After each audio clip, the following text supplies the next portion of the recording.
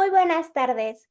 Bien, el tema que vamos a trabajar el día de hoy es la técnica de recolección de información mediante los grupos focales y es un texto de Aigner del 2009.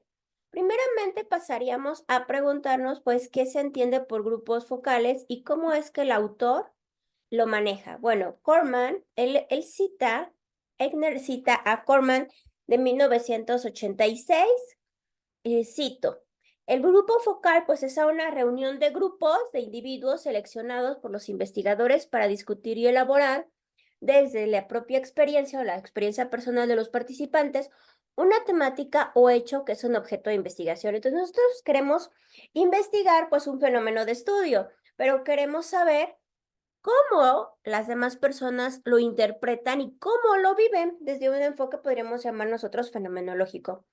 Bien, pues para Corman, pues menciona que es esta reunión, hacemos una reunión con varios personas, con un grupo de individuos, para saber cómo es que ellos interpretan eso.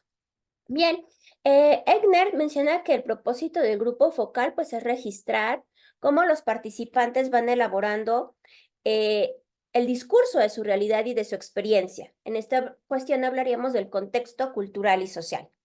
¿Qué nos permiten los grupos focales? Pues el intercambio de experiencias sobre temas que retroalimentan esas mismas experiencias.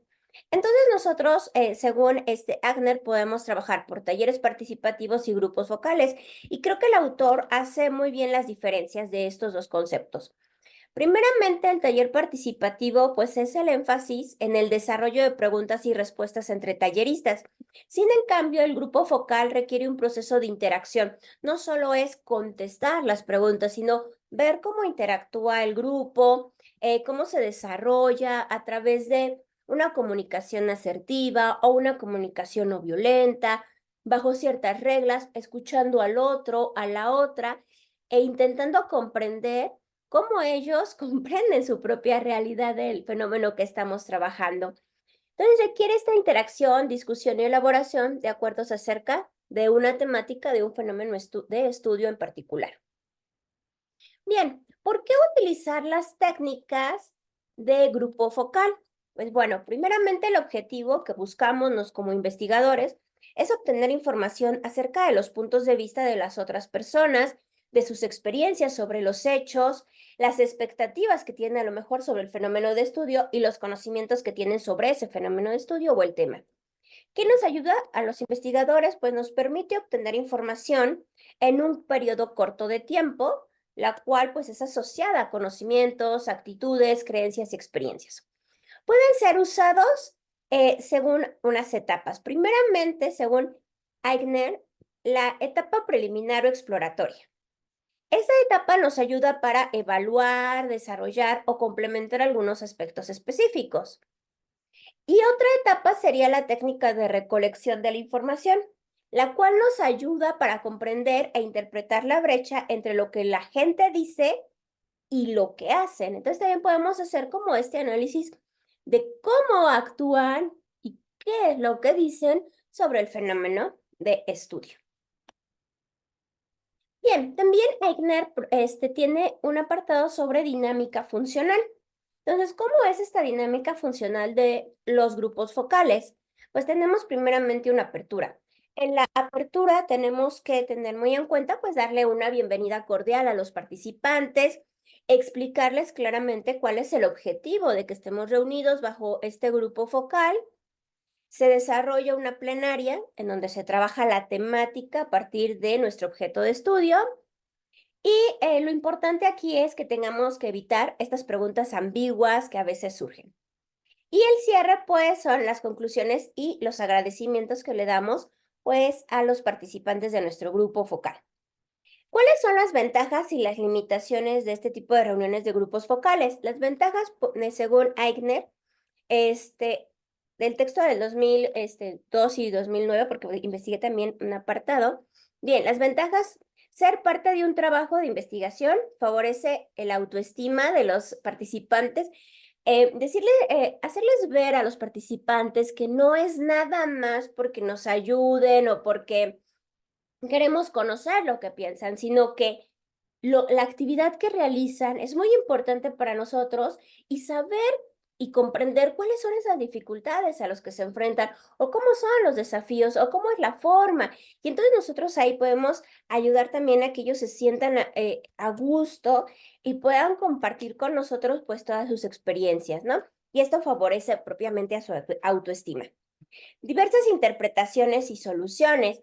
No nos quedamos solamente con una interpretación o una solución que podemos tener a partir de una entrevista, sino que aquí varios participantes comentan cuáles podrían ser, cuáles son sus interpretaciones del fenómeno y cuáles podrían ser las soluciones a ese fenómeno. Y eso también nos abre el abanico de posibilidades para poder hacer una reinterpretación mucho más rica y disminuir las diferencias. Para ello también nos sirven los grupos focales. Sin embargo, pues también contienen limitaciones. Primero, el investigador moderador. Tiene menos control de la validez y la confiabilidad. Lo que se recomienda es que haya un investigador y un moderador.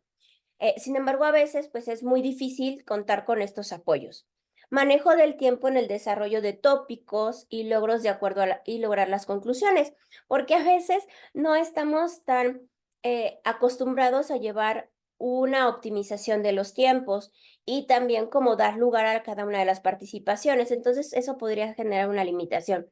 Y la capacidad del investigador para procesar y coordinar pues la moderación del grupo focal. Entonces, una de las recomendaciones sería que tengamos pues estos dos personajes, el investigador más la persona que funge como moderador, moderadora. Y bueno, la última etapa que creo que es de las más importantes, porque lo que he mencionado es como lo más rico del texto de Eigner, pues bueno, etapas del proceso operativo. Primeramente tenemos que definir nuestros objetivos. Primero hay una temática, tenemos una problemática que estamos trabajando. Después vamos a definir cuáles van a ser nuestros objetivos de estudio de acuerdo al grupo focal. Posteriormente, pues tendremos que hacer un guión del taller y una guía temática para poder tener pues este control de los tiempos, el control de preguntas, de las participaciones. Posteriormente vamos a crear un cronograma que lo podemos encontrar en la página 14, bueno, la explicación en la página 14 del texto, en donde, bueno, menciona que los participantes deben de ser entre 6 a 12 participantes. Se recomienda que la población, tengamos una población de reemplazo del 10% y la población debe de tener características en común. Bien, después nos pasaríamos al diseño de las temáticas de las preguntas, de la temática y las preguntas. Aquí tenemos que tener en cuenta las dimensiones, las preguntas, la participación y la conducción de nuestra sesión. El tiempo no debe de ser entre 1 o máximo 2 horas. Las recomendaciones, pues se recomienda hacer una prueba piloto con un grupo externo. El lugar debe de ser un aspecto neutro en donde no se sientan cohibidas las personas. Y tenemos que también tener en cuenta los equipos audiovisuales que vamos a utilizar.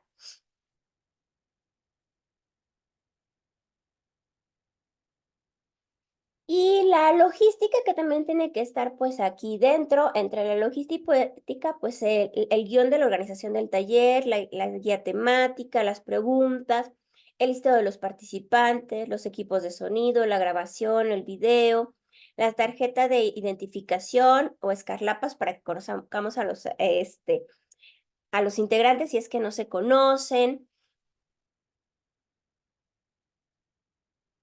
Tener a la mano, pues, libretas de notas, lápices, marcadores, papelógrafos si se requieren, papel, fichas. Aquí el moderador debe mantener a los grupos, al grupo focal atento, todos los participantes, debe centrarse en el hilo de la discusión, dar el propósito del taller, hacer sentir a la gente en confianza y en familiar la integración del grupo. Bien. En cuanto a la interpretación de acuerdos en la reunión, pues,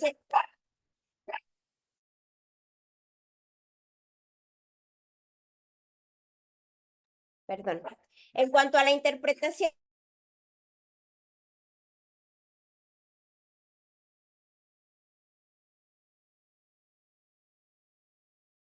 perdón, es que mis perritos están ladrando.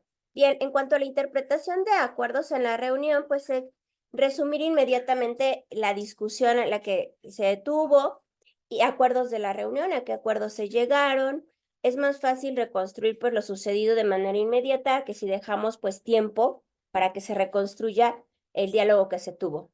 El moderador pues deberá de reconstruir algunos de las participaciones, los acuerdos de mayor trascendencia, al igual que los detalles que pueden ayudar pues a enriquecer todo este proceso para generar el informe final. Después de que ya se tuvo lugar pues el grupo focal y se dio todo este proceso, pues entonces pasamos también a la transcripción, que es la transcripción de las notas. A partir de la relatoría puede ser que haya alguien que haya tomado anotaciones o que se haya grabado también o ambas, y a partir de ello pues se toman la redacción para las anotaciones. Bien, posteriormente llegaríamos al proceso de redacción del informe. En redacción del informe pues tenemos que hablar sobre el planteamiento del problema, los antecedentes, los objetivos que buscábamos con el grupo focal, la ficha técnica, en donde va la temática, los objetivos, quién fue el moderador, los participantes, las características del grupo de participantes, los criterios de selección, la guía temática y las preguntas. También debemos de hablar sobre las conclusiones. Perdón. En cuanto a las conclusiones y las recomendaciones, pues se sugiere presentar los hallazgos como más importantes, si se llevó a cabo la resolución pues, de las preguntas, si llegamos a los objetivos que teníamos. Y bueno, el último punto del que nos menciona Agner, pues es la traducción de los acuerdos en acciones. Aquí pues se debe de programar una reunión para poder revisar los resultados y discutir sus implicaciones. Esto quiere decir que tenemos que contextualizar la información para lograr pues llegar a objetivos, para llegar a la acción de la resolución de algún problema, podría ser. Resaltar los temas, los sucesos, las preguntas principales que afloraron pues primeramente en la discusión en el grupo focal. Si la información es demasiada o es compleja, es necesario definir pues criterios y prioridades para hacer la clasificación. Bueno, pues esto sería todo en cuanto a la propuesta de Agner para la recolección de la información de los grupos vocales y la etapa del proceso operativo para poder escribir nuestro reporte final, nuestro informe, y llegar posiblemente a esta traducción de acuerdos en acción. Bien, que tengan una excelente tarde.